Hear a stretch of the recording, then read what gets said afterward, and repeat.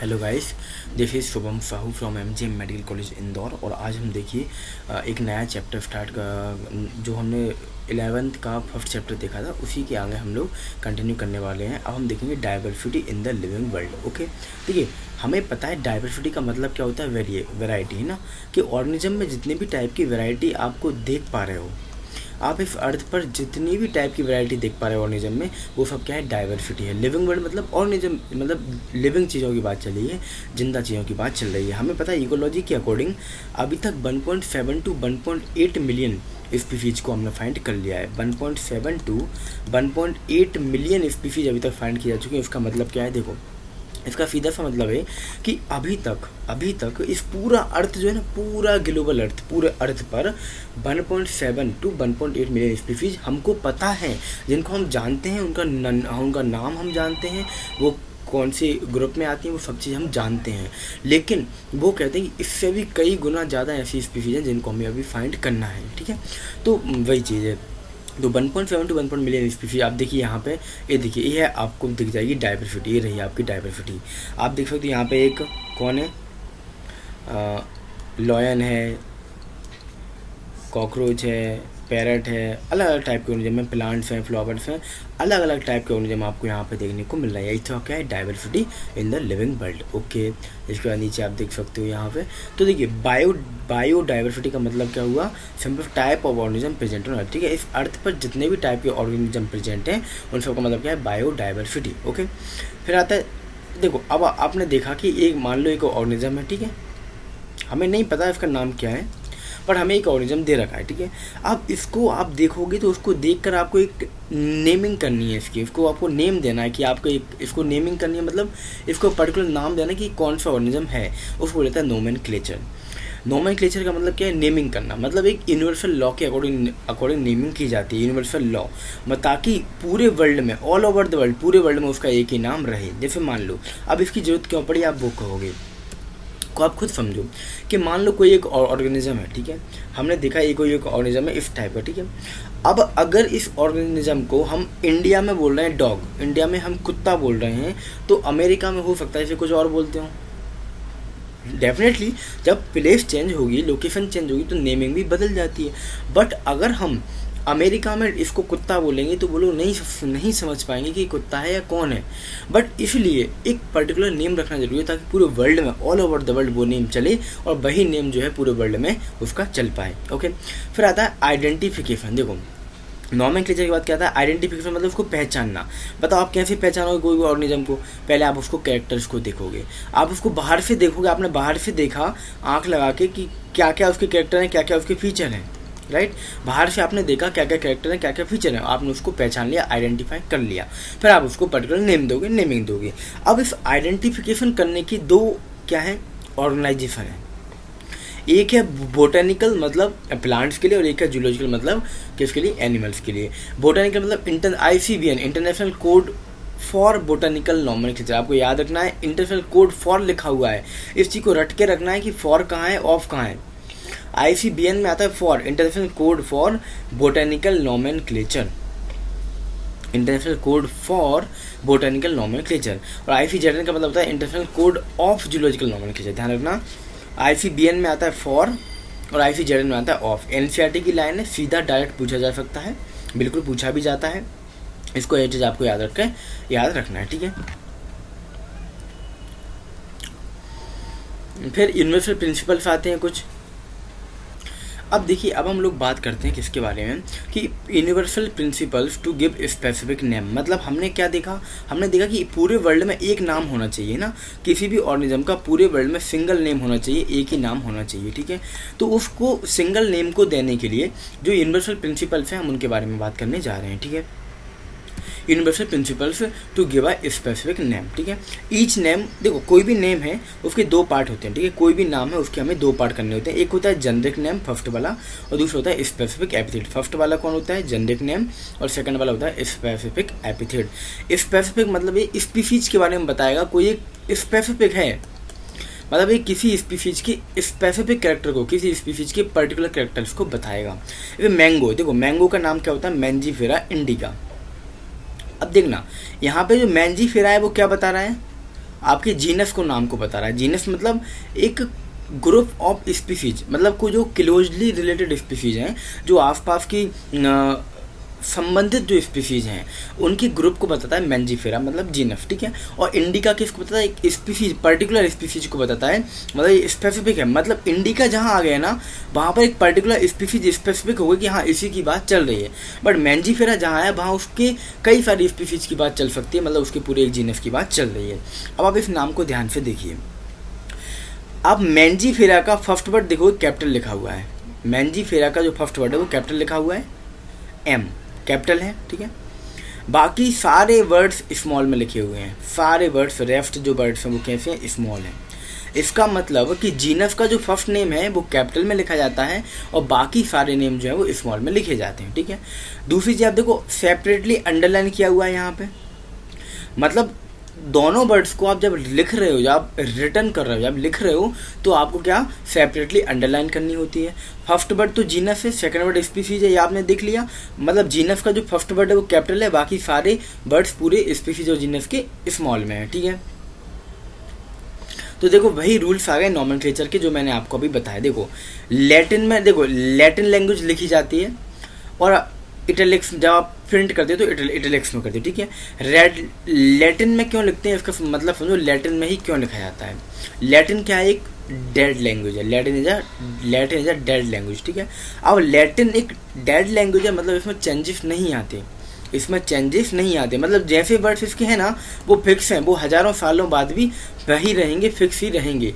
मतलब इसके वर्ड्स में चेंजेस नहीं आने वाले, चेंजेस नहीं आने वाले। इसलिए हम जो वर्ड्स हैं वो लैटिन के वर्ड्स यूज करते हैं। देखो फर्स्ट वर्ड जीनस का होता है, सेकंड वर्ड स्पीसीज का होता है, अंडरलाइन किया जाता है सेपरेटली, बता चुका हूँ। फर्स्ट वर्ड जो है जीनस का वर्ड वो कैपिटल में लिखा जाता है और बाकी सारे वर्ड्स स्मॉल में लिखे जाते हैं, बता चुका हूँ।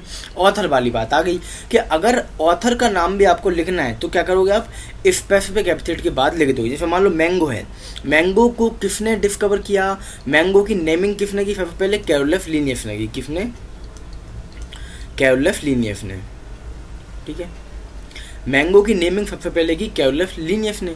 तो देखिए मैंजीफेरा इंडिका के बाद लिख दिया लिन, लिन मतलब लीनियस, लिन मतलब लीनियस, ठीक है। तो वो जो है ऑथर का नाम स्पेसिफिक एपिथेट के बाद लिख देते हैं। यहाँ पे इंडिका क्या है, इंडिका एक स्पेसिफिक एपिथेट है, ओके। अब आता है क्लासिफिकेशन, ठीक है। देखो अभी तक मैंने आपको क्या बता दिया उसको मैं पहले आपको एक्सप्लेन कर देता हूँ। देखो मैंने अभी तक आपको क्या बताया, पहली चीज़ हमने क्या देख ली कि इस अर्थ पर कितनी डाइवर्सिटी है। 1.7 to 1 मिलियन स्पीसीज हमको पता है, बाकी और भी फाइंड करना है, ठीक है। सेकंड थिंग हमने क्या देखी, उनकी नेमिंग देखी, उनका आइडेंटिफिकेशन देखें, हम उसको कैसे आइडेंटिफाई करेंगे। सिंपली हम उसको देखेंगे, उसके एक्सटर्नल फीचर्स को देखेंगे और उसको एक पर्टिकुलर ग्रुप में रख देंगे, उसको हमने आइडेंटिफाई कर लेंगे। फिर उसकी नेमिंग देखेंगे, हम उसको क्या पर्टिकुलर नेम देना है। नेमिंग के इंटरनेशनल रूल्स हैं, हमने 4-5 रूल्स देखे कि भाई उसको कैसी लैंग्वेज में लिखना है, लैटिन में लिखना है, प्रिंट कैसे करना है, इटैलिक्स में प्रिंट करना है। फिर हमने देख लिया कि जो 2 कंपोनेंट होंगे किसी भी नाम के, 2 कंपोनेंट्स में, पहला कंपोनेंट जेनेरिक नेम होगा, जीनस का नाम होगा, सेकंड कंपोनेंट स्पेसिफिक एपिथेट होगा जो उस पर्टिकुलर स्पीसीज के बारे में बताएगा। फिर हमने देखा कि उनको हम सेपरेटली अंडरलाइन करते हैं। हमने फिर देखा कि जो जीनस का फर्स्ट वर्ड है वो कैपिटल में लिखा जाएगा, बाकी सारे के सारे वर्ड्स स्मॉल में लिखे जाएंगे। फिर हमने क्या देखा कि अगर ऑथर का नाम भी आपको लिखना है तो स्पेसिफिक एपिथेट के बाद आप वहाँ पे ऑथर का नाम मेंशन कर दोगे। अब हम बात करने वाले हैं क्लासिफिकेशन के बारे में, ठीक है। देखो क्लासिफिकेशन है क्या, क्लासिफिकेशन का सिंपल मतलब ग्रुपिंग करना, मतलब एक पर्टिकुलर ग्रुप में किसी भी ऑर्गेनिज्म को रखना क्या कहलाता है, क्लासिफिकेशन कहलाता है, ठीक है। एक पर्टिकुलर ग्रुप में किसी भी ऑर्गेनिज्म को रखना क्लासिफिकेशन कहलाता है, ठीक है। ग्रुपिंग इनटू कन्वीनियंट कैटेगरीज, ठीक है। कन्वीनियंट मतलब हमें अपनी ईजी, अपने कंफर्ट के हिसाब से, हमें सुविधाजनक जो लग रहा है अपने कंफर्ट के हिसाब से किसी भी स्पीसीज को, किसी भी ऑर्गेनिज्म को एक पर्टिकुलर ग्रुप में रखना क्लासिफिकेशन कहलाता है, ठीक है। अब आप कैसे उसको क्लासिफाई करोगे, भाई देखो मान लो एक क्या है, एक कुत्ता है जिसको क्या बोलते हैं, डॉग बोलते हैं, ठीक है। ये डॉग है,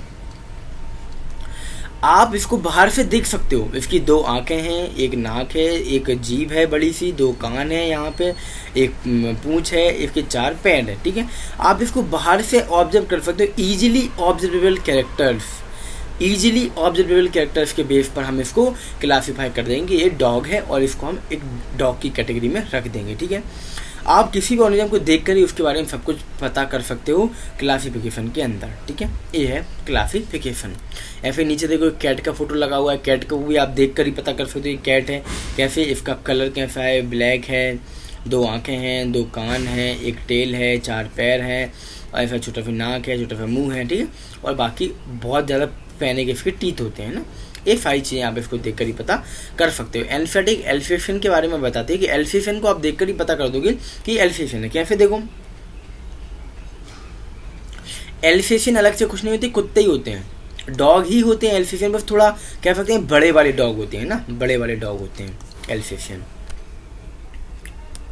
फिर आता है टैक्सोनॉमी के बारे में, ठीक है। अब देखो क्लासिफिकेशन हमने देखा, हमने क्लासिफिकेशन में क्या देखा, देखो हमने क्लासिफिकेशन में एक चीज़ देख ली कि किसी भी ऑर्गेनिज्म को एक कन्वीनियंट ग्रुप में रखना क्लासिफिकेशन है। अब इसी क्लासिफिकेशन की जो स्टडी है, जो हम कॉपी पर नोट डाउन करके जो स्टडी करते हैं, वो क्या है, टैक्सोनॉमी। तो इसी क्लासिफिकेशन की जो स्टडी है उसको हम क्या बोलेंगे, टैक्सोनॉमी, ओके। फिर the process of classification, the study of process of classification is called taxonomy, okay. तो यहाँ पर हमने टैक्सोनॉमी के बारे में देख लिया कि एक ऐसी ब्रांच है बायोलॉजी की जहाँ पर हम क्लासिफिकेशन की स्टडी करते हैं। अब देखो मॉडर्न टैक्सोनॉमी की जो स्टडीज़ हैं, जो पुराने ज़माने में होती थी टैक्सोनॉमी, पुराने ज़माने से चली आ रही है, अभी जो न्यू आई है वो मॉडर्न है। देखो पुराने ज़माने में क्या होता था उसके बारे में हम बात करते हैं। ओल्ड टाइम में क्या बात करते हैं, ओल्ड टाइम में लोगों के ने अपने यूजेस के अकॉर्डिंग चीज़ों को डिवाइड कर रखा था। लाइक मान लो हम किचन में गए, ठीक है, किचन में क्या होते हैं, किचन में होते हैं मिर्च मसाले, किचन में क्या होते हैं, किचन में होते हैं मसाले। तो उसमें क्या होते हैं, हल्दी, मिर्च, नमक, सौंफ, जीरा और दुनिया भर की चीज़ें उसमें आ जाती हैं। तो हमने अपनी यूज के बेसिस पर हमने उनको कैटेगराइज कर दिया कि ये क्या है, मसाले हैं। या फिर हमने एंटी लाइक जो मेडिसिन यूज किए हैं, जैसे हल्दी है, हल्दी में एंटीसेप्टिक प्रॉपर्टी होती है। या फिर कुछ जो मेडिसिन यूज की चीज़ें हैं उनको हमने कैटेगराइज कर दिया कि क्या है, मेडिसिन हैं। इस तरीके से पुराने ज़माने में यूज के बेसिस पर उन्होंने चीज़ों को कैटेगराइज कर रखा था। उन्होंने यूज के बेसिस पर जो है चीज़ों को क्लासीफाई कर रखा था यूज के बेसिस पर। अब मॉडर्न चीज़ें आई, अब देखो मॉडर्न चीज़ें आई तो हमारे पास क्या आ गया, माइक्रोस्कोप भी आ गए। हमने माइक्रोस्कोप का यूज भी किया। माइक्रोस्कोप की यूज के बाद हमने और बहुत सारी चीज़ें, इंटरनल चीज़ें भी देखी। मतलब काफ़ी सारी चीज़ों में एडवांसमेंट आया, हम काफ़ी एडवांस हो चुके हैं। अब जब एडवांस हो चुके हैं तो हम एडवांस चीज़ों को यूज भी करेंगे भाई। जब हम एडवांस हो गए तो एडवांस चीज़ों को यूज भी करेंगे। तो अब मॉडर्न टैक्सोनॉमिक स्टडीज़ में क्या होता है, इंटरनल एंड एक्सटर्नल स्ट्रक्चर्स को भी लिया जाता है, स्ट्रक्चर ऑफ सेल को भी लिया जाता है, डेवलपमेंटल प्रोसेस कैसे उस ऑर्गेनिज्म का डेवलप हुआ। लाइक हमने घोड़े का देख रखा है डेवलपमेंट ना, ईओ हिप्पस, ए हिप्पस, वो हिप्पस, अब वो कहाँ पढ़ोगे, इवोल्यूशन में जाके पढ़ोगे। तो डेवलपमेंटल प्रोसेस को भी हमने टैक्सोनॉमी में ऐड कर दिया। अब हमने डेवलपमेंटल प्रोसेस को भी टैक्सोनॉमी में ऐड कर दिया। इकोलॉजिकल इन्फॉर्मेशन, मतलब वो उस इकोलॉजी के किस इन्वायरमेंट में वो रहता है, उसका इकोलॉजिकल इम्पोर्टेंस क्या है, कैसे वो वहाँ के इन्वायरमेंट को मेंटेन किए हुए हैं, उस पर्टिकुलर प्लेस के इन्वायरमेंट के मेंटेनेंस में उसकी क्या रोल है। इन सारी प्रोसेस को भी हम, इन सारी चीज़ों को भी हम ऐड कर चुके हैं किसमें, मॉडर्न टैक्सोनॉमिक स्टडीज़ में, ओके। तो यहाँ तक कोई डाउट कंफ्यूजन नहीं होना चाहिए। अब देखो बात आती है बेसिक टू टैक्सोनॉमी, कि आप टैक्सोनॉमी में क्या बेसिक है जो आपको देखना है। मैंने पहली चीज़ आपको एक बात बताई थी, पहले मैं कुछ चीज़ें एक्सप्लेन कर देता हूँ। देखो मैंने क्या बताया था, आपने कोई एक ऑर्गेनिज्म, मान लो ये फ़ोन है, कोई एक ऑर्गेनिज्म है, ठीक है, आपने इसको देखा, आप इसको ऊपर से देख के क्या कहोगे, एक रेक्टेंगल टाइप का है, इसमें ऊपर एक छेद ऐसा है, इसे कैमरा बोलते हैं, यहाँ पर कुछ होल्स हैं, यहाँ पर कुछ बटन्स हैं, यहाँ पर इस तरीके से कवर लगा हुआ है। कवर को जब बाहर देखोगे आप तो इस तरीके से आपको फ़ोन देखने वाला है, ठीक है। आपने इसी टाइप को, मान लो कि कोई एक ऑर्गेनिज्म है, मान लो एक डॉग है, ठीक है, ये डॉग है, आप डॉग को बाहर से देखोगे, पहले आपने देखा क्या है, इसके 4 पैर हैं, 2 आँखें हैं, 2 कान है, एक नाक है, एक जीभ है, एक पूंछ है, ये सारी चीज़ें आपने इसको बाहर से देखी। अब बाहर से देखकर आपने ऑब्जर्व कर लिया, इसे आपने आइडेंटिफाई कर लिया। आइडेंटिफाई करने के बाद उसको एक पर्टिकुलर नेम दे दिया आपने। पहले क्या उसको क्लासीफाई करोगे वो कहाँ पर है।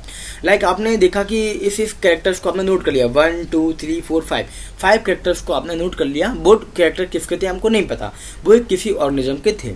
अब आपने अपनी जो हिस्ट्री है, आपके जो नोट्स हैं वो खोले, नोट्स में आपने उन कैरेक्टर्स को मिलाया तो आपको पता चला कि ये तो डॉग है, ये डॉग है। आपने उसको क्लासीफाई कर दिया कि ये डॉग है। अब जब क्लासीफाई हो गया तो उसको नेम भी दे दिया कि इसका नेम क्या है, पर्टिकुलर नेम, उसको आपने नॉमेनक्लेचर कर दिया। कैसे? यूनिवर्सल लॉ के अकॉर्डिंग आप उसको नॉमेनक्लेचर कर दोगे, राइट। फिर बात आती है सिस्टमेटिक्स की, बात करते हैं हम लोग।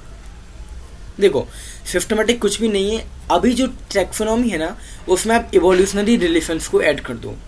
टैक्सोनॉमी में आप जब इवोल्यूशनरी रिलेशंस को ऐड कर दोगे भाई क्या है, सिस्टमेटिक। इवोल्यूशनरी रिलेशन से मतलब कैसे उसका डेवलपमेंट, फायदे देखो किस तरीके से ऑर्गेनिज्म का डेवलपमेंट हुआ, कहाँ से हुआ, वो सारी चीज़ें यहाँ पे बताई हुई हैं। तो आप जब टैक्सोनॉमी में इवोल्यूशन को ऐड कर दोगे, इवोल्यूशनरी रिलेशनशिप को भी ऐड कर दोगे, तो उसे हम क्या बोलेंगे, उसे हम बोलेंगे सिस्टमेटिक्स, ठीक है। अब जो सिस्टमेटिक वर्ड आया वो कहाँ से आया, सिस्टेमा नेचुरी एक बुक से आया है। सिस्टेमा नेचुरी क्या है, एक बुक है, वो किसकी बुक है, वो कैरोलस लिनियस की बुक है, ठीक है। सिस्टेमा नेचुरी कैरोलस लिनियस की बुक है, ठीक है।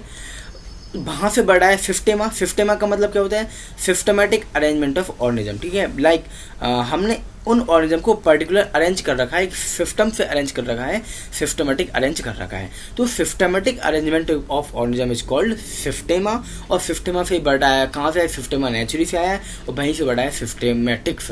मतलब आप क्या करोगे, टैक्सोनॉमी के साथ साथ आप उसके इवोल्यूशनरी कैटेगरीज को भी देखोगे, ठीक है, इवोल्यूशनरी रिलेशनशिप को भी देखोगे। तो अभी तक यहाँ पर मैंने आपको क्या क्या बता दिया, मैंने आपको डाइवर्सिटी के बारे में बता दिया। डाइवर्सिटी के बाद हमने उसको क्लासिफिकेशन देख लिया, हमने टैक्सोनॉमी देख ली, ये सारी चीज़ें हमने देखी। अब हम देखने वाले हैं टैक्सोनॉमिकल कैटेगरीज के बारे में कि टैक्सोनॉमी की कैटेगरीज कैसी होती हैं, ठीक है।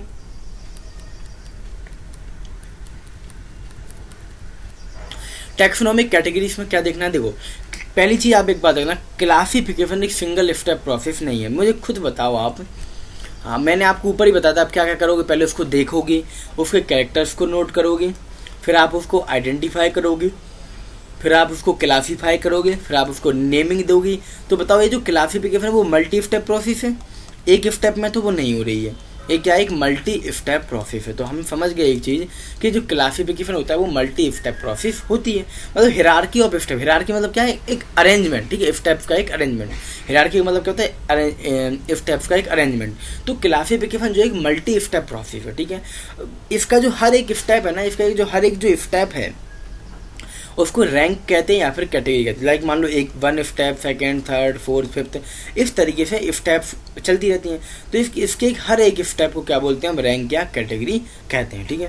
ऐसे इंसेक्ट है, रैंक या category, 3 pairs of jointed limbs हम यहाँ पे होते हैं। मतलब एक इंसेक्ट, आप यहाँ पे एक इंसेक्ट का मैंने फोटो लगाया हुआ है, यहाँ पे क्या देखो आप इस इंसेक्ट को इंसेक्ट के ग्रुप में क्यों रख रहे हो, क्योंकि इसके पास 3 पेयर होते हैं, 3 पेयर होते हैं किसके, लेग्स के, 3 पेयर्स होते हैं लेग्स के, इसलिए इसको हम कहाँ रख रहे हैं, हम इसको इंसेक्ट की कैटेगरी में रख रहे हैं, ठीक है। एक क्या है, एक रैंक है, एक कैटेगरी है, ठीक है।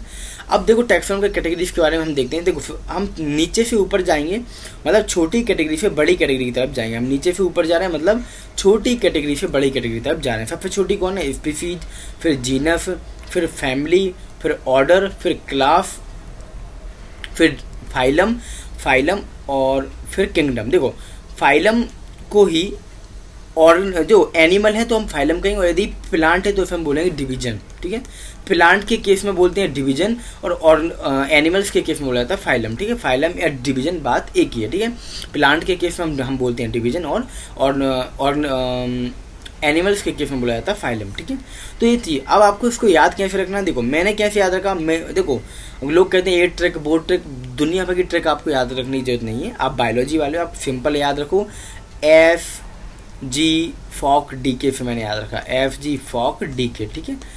F मतलब स्पीसीज, G मतलब जीनस, F मतलब फैमिली, O मतलब ऑर्डर, C मतलब क्लास, D मतलब डिवीजन।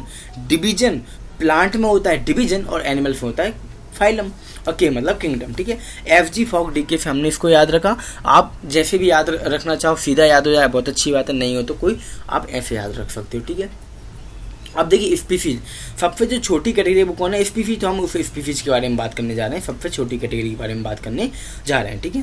देखो group of organism with fundamental similarity. देखो कुछ ऑर्गेनिज्म ऐसे होंगे, क्या होंगे, जिनमें फंडामेंटल सिमिलरिटीज हैं, ठीक है। लाइक मैं हूँ, ह्यूमन हूँ, एक मेरी स्पीसीज है, मेरे जैसे आप लोग हो, आप भी मेरे जैसे हो। डिफरेंस कहाँ है, डिफरेंस हो सकता है हमारे फेस कट में, हमारे हाइट में, हमारी हेल्थ में, हमारे कलर में। यही हो सकता है। डिफरेंस कहाँ हो सकता है? हमारे फेस में, फेस कट में, हमारे हेल्थ में, हाइट में, कलर में डिफरेंस हो सकता है। बाकी मेरे पास 2 हाथ हैं, आपके पास भी 2 हाथ है, मेरे पास 2 आंखें हैं, आपके पास भी 2 आंखें हैं। सारी चीज़ें फंडामेंटल जो सिमिलरिटीज हैं वो सेम है। तो वो सारे ऑर्गेनिज्म का जो ग्रुप है वो क्या है? स्पीसीज कहलाता है। ठीक है। मॉर्फोलॉजिकल डिफरेंस अलग अलग होंगे। देखो मेरी मॉर्फोलॉजी अलग है, आपकी मॉर्फोलॉजी अलग होगी। इस तरीके से मॉर्फोलॉजी तो चेंज होगी बट उनकी फंडामेंटल सिमिलरिटी सेम रहने वाली है। ठीक है। कुछ एग्जाम्पल, मैंजीफेरा इंडिका आम को बोलते हैं, फोलेनम ट्यूटिफम पोटैटो को बोलते हैं, पैंथेरा लियो बोलते हैं टाइगर को। यहाँ पे इमेज भी मैंने लगा रखे हैं। देखो आम है, आपको आलू है, आपका ये टाइगर है, पैंथेरा लियो। ठीक है। ये स्पीसीज के बारे में था। मतलब फंडामेंटल सिमिलरिटीज के जो ऑर्गेनिज्म का ग्रुप है वो कौन है? स्पीसीज है। ठीक है। अब जीनस के बारे में बात करते हैं। कुछ मत देखो, जो स्पीसीज का जो ग्रुप है ना, group of closely related species, मतलब जो आसपास की जो रिलेटेड स्पीसीज है ना, उनका जो ग्रुप है वो कौन है? जीनस है। Aggregates of closely related species called genus. ठीक है। ऐसे एक जीनस आया, नाम है किसका? उसका नाम है सोलेनम। ठीक है। उसमें कौन कौन आ गया? पोटैटो, आलू, टोमेटो, ब्रिंजल, बैंगन। ये तीनों आसपास क्लोजली रिलेटेड स्पीसीज हैं, इनको हमने सोलेनम जीनस में रख दिया।